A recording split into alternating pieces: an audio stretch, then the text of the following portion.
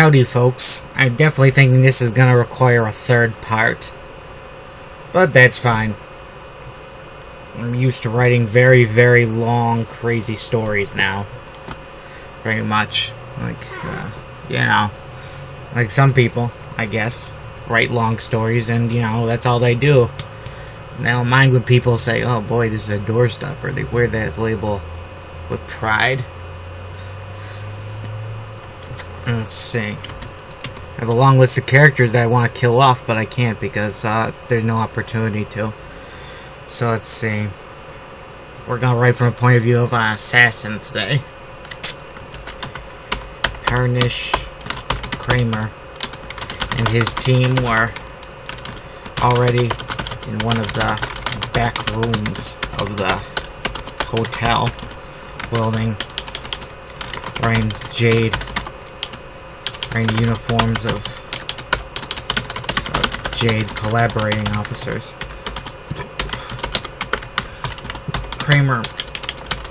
Parnish was the highest rank, a captain. His subordinates were all loots. Their mission, they were each equipped with packing 2 weapons. One, a standard Jade Army sidearm, 10mm sidearm, in a holster, visible holster. The other, a tucked away suppressed pistol, various types. Parnish carried a Wagner 9mm with a suppressor. Same weapon used when he was a hitman for the Zedin mob, doing a lot of work for the Buffalo outfit in particular. One of the 5 families of Buffalo City. It was thanks to him that was the Melicori family. Melicori. Isn't that mediocre? Yeah, that's not it. I haven't felt like Italian food in a long time. Usually I just have pizza. I mean, meatballs are good, but the Italians don't have a monopoly on meatballs. That was the Mercuri family. And thanks to Parnish and his good work for them, the Melicori were believed to have the best assassins in the business. Guys who could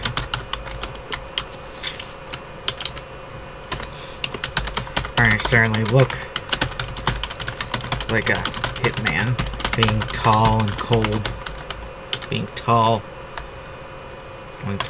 pale, cold eyes, and a mostly shaved head, but hair he had left, mostly fuzz on his head, besides his eyebrows, bushy eyebrows, was a light blonde, cold blue eyes. Parnish was of an athletic build, strong shoulders, and had the look of a man who could win a fight hand to hand if he had to. Parnish was always very strong, even when he was little. His nickname back then was Ox. Parnish was 43 in 0048 in the year 0048, but looked much younger, closer to 30. Carnage didn't feel much like he was that young. He definitely felt past his prime. But even past his prime, he was lethal as hell. As a walk on the sun. The sun in sandals, bare feet.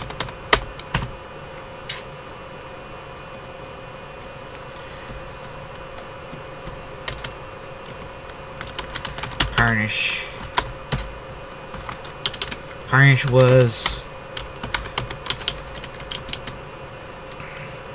had a long career as a killer for hire. Beginning when he was only 18. By the time the FBI finally caught him, he was responsible for over 70 murders and had quite a bank account. Carnage, pretty sure he was one of the only hitmen to become a millionaire from his efforts. Just him and those really high-priced assassins, like the ones part of that assassin guild out of Asia, or that red card, the self-stylized world's deadliest assassin. How many characters in fiction have called themselves the world's deadliest assassin? Probably many, most of them villains. I've read some stories where the heroes were hitmen. The video game Hitman, for example, I guess, though most people would say he's not a hero. He does kill a lot of bad people, but he also kills innocent people, so, yeah. Anti-hero, I think that's what they say, though I think anti-hero there should be a new word for anti-hero that doesn't have the word hero in it. Because I think a hero is defined as someone who's heroic in action.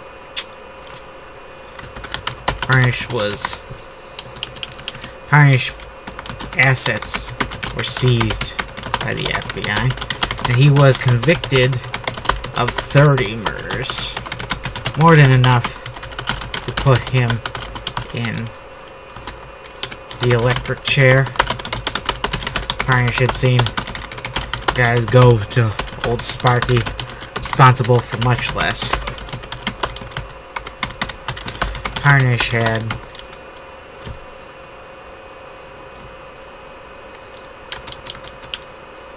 was willing to make a deal. Was offered a deal. Turn on his bosses, and he would be spared the death penalty. Given life instead. Carnage refused and was willing to go to the chair. Was fully willing to go to the chair. Some of his buddies had ended up in that same chair, that exact same chair. And if there was a hell, Carnage was expected to go there.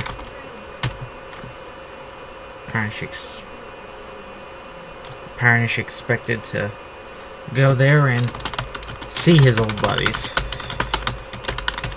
Fate had another idea. Carnage was offered another deal. This one to work for the government as an assassin. Carnage could accept that deal, since it meant he wouldn't have to betray anybody.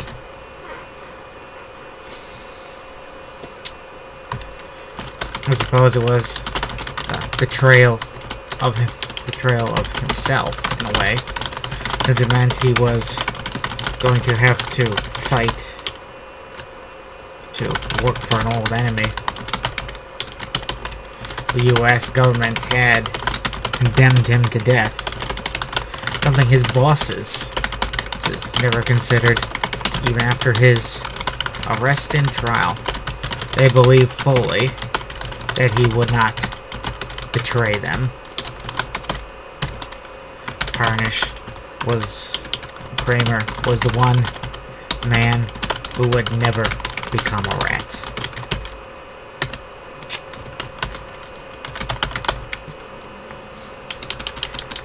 Initially, the plan was to turn Parnish into something like an Iron Mask from the last World War.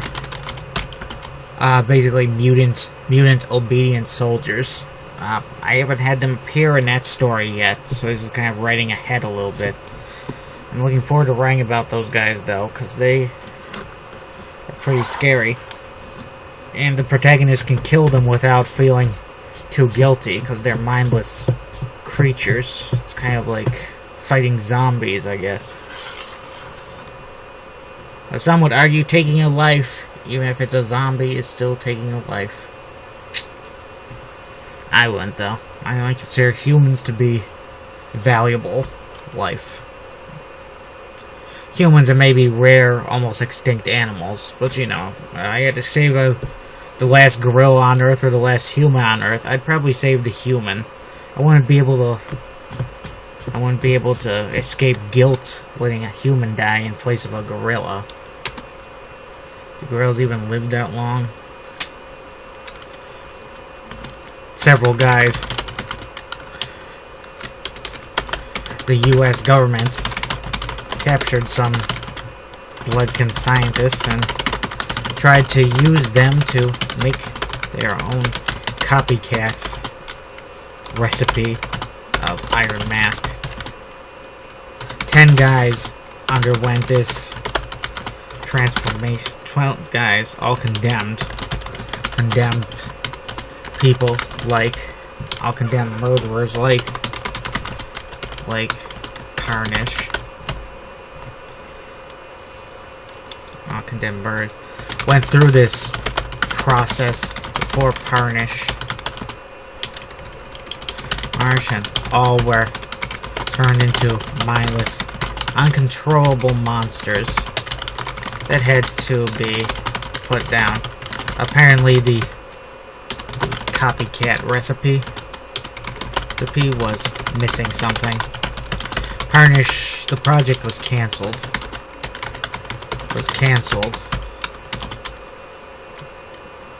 And Parnish was almost liquidated on the orders of the government men in charge. It would have been easy to get rid of him. His death had been faked with a staged execution in the electric chair. Parnish did some good acting that night, thrashing about like he was really getting 1,000,000 volts through his body. How many volts are there really in an electric chair? I'm not sure. 1,000,000? I don't know. Seems like too high a number. Seems like if you got 1,000,000 volts of electricity, you'd just turn into a pile of ash or something. Probably not, but I'm not sure what on earth could reduce you to ash besides maybe falling into a pit of lava. That would definitely do it.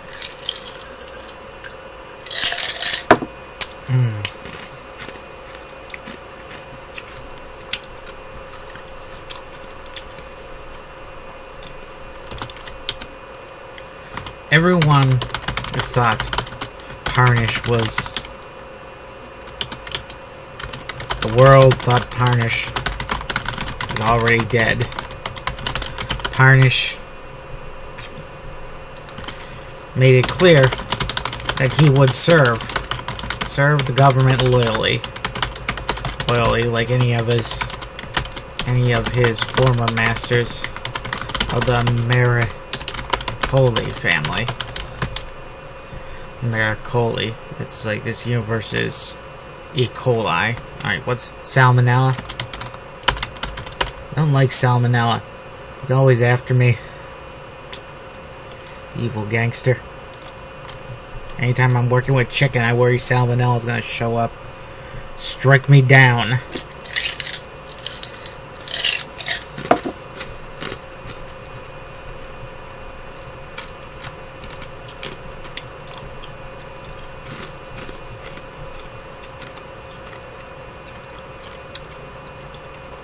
Let's see.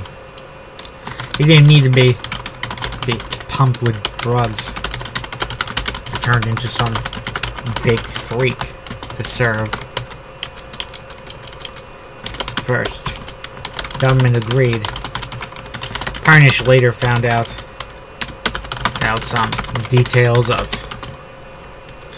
about what happened to the guys before him. He lucked out. Even though what happened to him was those guys who got turned into monsters were completely unrepentant killers. Scum of the earth. But what happened to him was so bad that the guys, scientists responsible, with a lot of guilt. Parnish passed the official. Did I call him Pomish? Passed the official.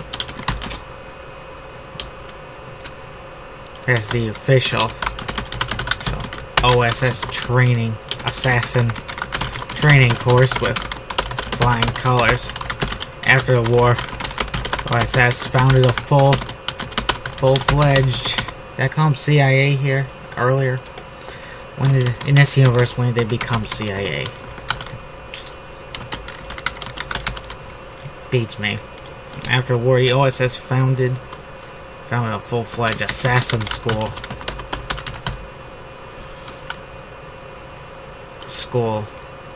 Somewhere in Libertyburg, with the teachers being the best and only survivors of the infamous Murder Inc. That league of mob assassins that worked with various organizations, crime families. Many of them ended up assassinated back in the 30s because they knew too much about their bosses. The Purple Gang. They were assassins. They were a famous Jewish American gang, I think.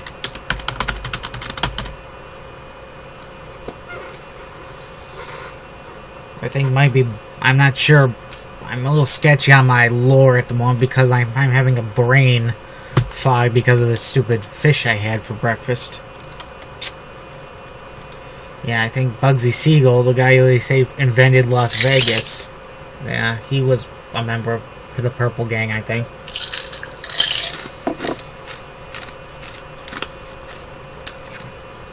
Unlike a lot of them, he ended up assassinated too. Murder Inc. Murder Inc. is a real organization, by the way. I didn't invent that for this story. So if you see Murder Inc. in any story you read, that's a real outfit. Parnish was never a member of Murder Inc. Salmonella was in Murder Inc. They kicked him out for being too crazy. You like killing too much, you know. It's good to have passion for what you...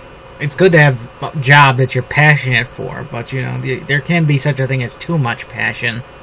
Especially when murder is concerned. You don't want to give away... You don't want to do stuff for free, you know. I thought Hitman was supposed to be the wild types.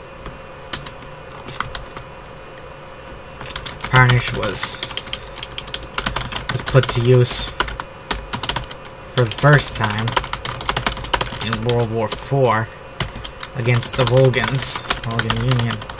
He liquidated officers. He infiltrated.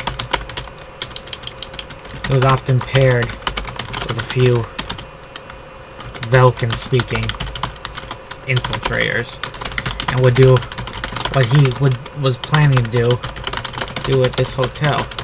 Go around a base and liquidate the enemy officers. Killing officers was an important task in war. Not that it was Carnage liquidated a few generals, enemy generals. Nobody who was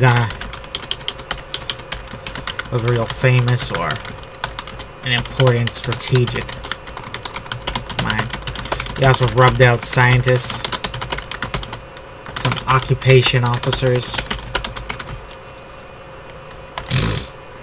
and some Bloodkin war criminals who were working as assassins and working for the Vulcans, and as assassins and torture experts. Paris was at this hotel to rub out 5 Jade officers, people who are gonna cause trouble at the docks. The highest ranking of them was an admiral. Oh, Jade officer, Jade officer, Jade officer, Jade officer, an officer of the Jade Navy. The others were captains, a bunch of captains, a bunch of occupation captains, guys who were in charge of various sectors, defensive, in charge of the defense of various parts of the city, including the docks. Rubbing them out would help quietly, would help with the raid. And if they were able to hide the dead easily, well, then Jade would waste time